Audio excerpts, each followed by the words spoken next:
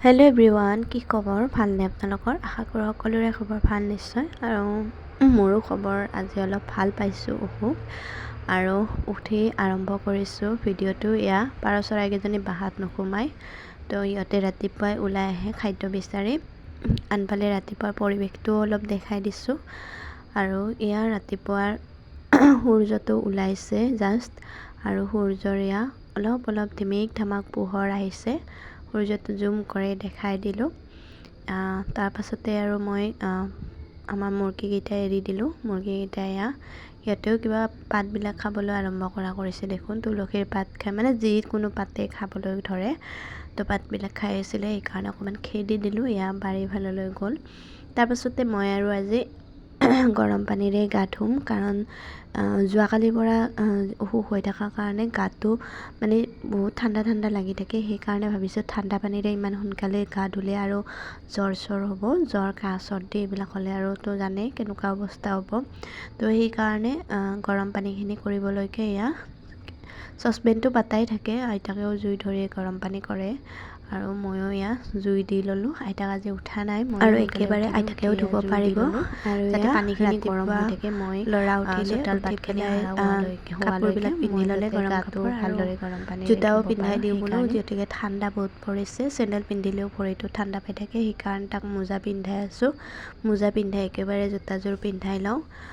মই জোতা পিন্ধালে তাৰ নহয়ে, সি নিজৰ মতেহে পিন্ধিব। সেইকাৰণে ক'লোঁ যে তুমি নিজেই পিন্ধি লোৱা।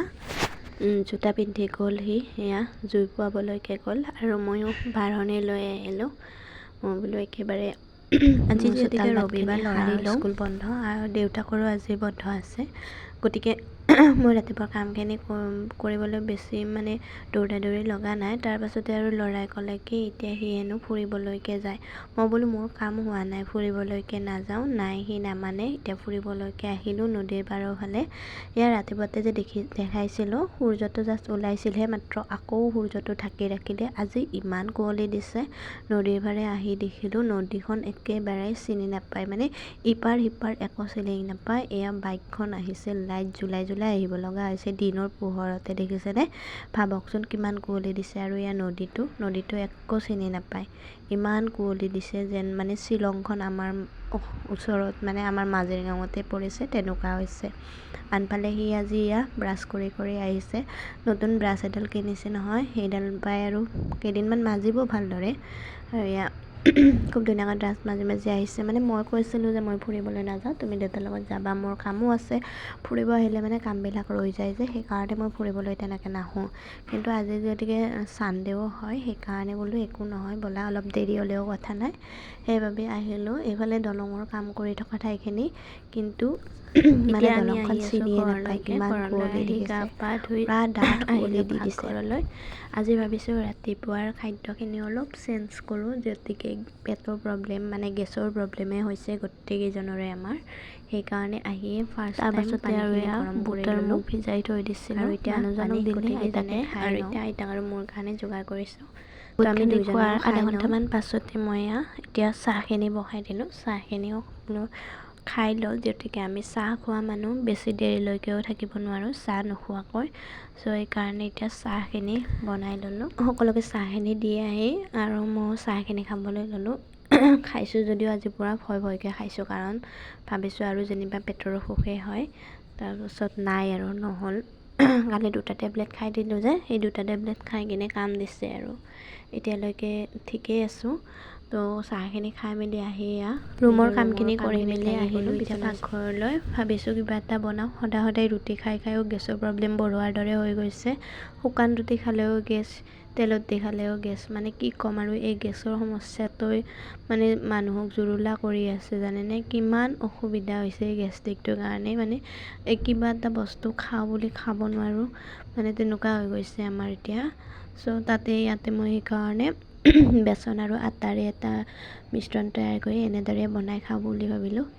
এইটো সম্পূৰ্ণ ভিডিঅ' মই ইউটিউবত দি দিম, আপোনালোকে চাই ল'ব পাৰোঁ। আৰু এনেকৈ মই অলপ চব্জি কাটি পেলাই মিক্স কৰি 10 মিনিটমান ঢাকি থৈ দিছিলোঁ। দি পেলাই এটা মই বেছি তেল প্ৰয়োগ কৰা নাই, একেবাৰে কম তেলত বনাইছোঁ আৰু খাবলৈ ইমান সোৱাদ লগা হৈছিলে।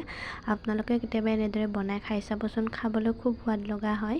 আৰু ইয়াত দুপৰীয়াৰ কাৰণে যোগাৰ কৰিলোঁ। ইয়াত উৰহীয়া আলুৱে ভাজিলোঁ আৰু আনফালে এইখিনি ভাজাখিনি বনাই ল'লোঁ বাৰু। মই কিন্তু নিমখ ভালেই খাই আছোঁ কাৰণ পেটৰ প্ৰব্লেমটো সম্পূৰ্ণ ভাল হোৱা নাই, যদিও অলপ ভাল পাইছোঁ। আৰু এইবিলাক ভাজা পোৰা খাই কিনে আৰু বেছি কৰিবৰ মন নাই। আজিকালি বেমাৰ হ'লে যে বহুত চিন্তা লাগে জানেনে, সাধাৰণ এটা বেমাৰৰ পৰা যে কিমান কি পৰ্যায় যাই পায়, তো সেয়া ভাবি ভয় লাগে। আৰু আজিকালি মানে কেনেকুৱা হৈছে, আমাৰ নিচিনা মধ্যবিত্ত পৰিয়ালৰ মানুহবিলাকৰ কাৰণে মানে কেনেকুৱা হৈছে, ভালদৰে মানে কি হয়, কেতিয়াবা মানে ভাবোঁ আৰু বহুত ধুনীয়াকৈ খাম, কিন্তু পিছত খোৱাৰ পিছত গম পোৱা যায় গেছৰ প্ৰব্লেমত আৰু কিমান কষ্টকৰ হয়।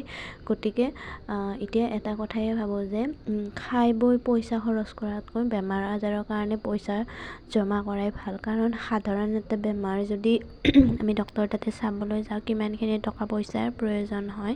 সেয়ে মানে এতিয়া বেমাৰৰ কাৰণে টকা পইচা সাচিব লগা হৈছে। আগতে বাৰু বেমাৰৰ কথা কোনেও নাজানিছিলে, কিন্তু দিন যোৱাৰ লগে লগে বেমাৰ আজাৰবিলাক ইমানেই বাঢ়ি গৈছে, খাদ্য পাতি ভেজাল হৈ গৈছে।